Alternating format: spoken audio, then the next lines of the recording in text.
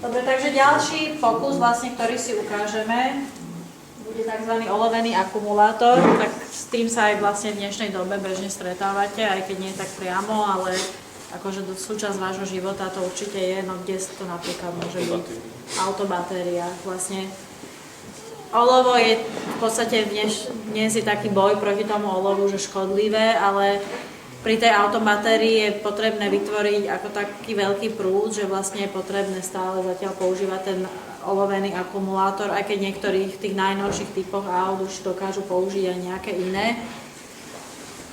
My tu máme taký v podstate jednoduchý olovený akumulátor.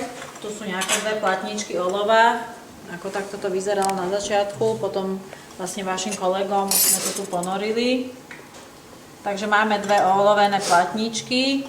Máme zase roztok, čo je kyselina. V tých komerčných, kyselina sírová, v tých komerčných akumulátoroch už vlastne táto kyselina samozrejme tam nebýva v takejto tekutej forme, ale býva to buď vo forme nejakého gélu, alebo je to zaliaté do nejakej mriežky. Vlastne reakcie máte popísané tam. Čiže akumulátor to je čo? Že môžeme ho nabiť, môžeme ho vybiť, zase ho môžeme nabiť, zase ho môžeme vybiť. Čiže my teraz pristúpime k tej prvému kroku a to je vlastne nabitie toho akumulátora. Na jednej sa vytvorí oxid olovičitý, ktorý je také hnedej farby. Dobre, takže vypneme to. Teraz vám ukážem tú vrstvičku. Takže vidíte, že tá elektróda vlastne sa vám pokryla nejakou vrstvičkou. Môžeme teraz vyskúšať, vlastne zapojiť si, neviem, že či medzi tým, kým sme sa s tým hrali a vytiahli to, že či sa to nevybilo a nebude to musieť, no. Takže vidíte, teraz vlastne dochádza k vybíjaniu, čiže to, čo my sme naakumulovali, tú elektrinu, tak vlastne teraz ju využívame na to, aby sme tu nejakú... Čiže teraz je zapojený galvanický článok.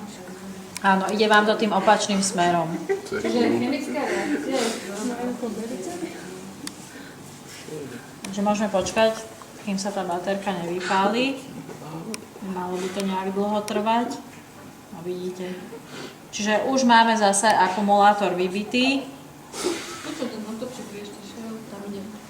No tak. No a na tú baterku treba teda ako viacej to väčšie napätie a pozrite, ešte motorček dokážeme roztočiť. Tak si kúpim domov.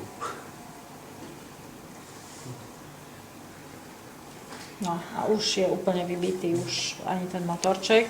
Čiže zase si ho môžeme nabiť.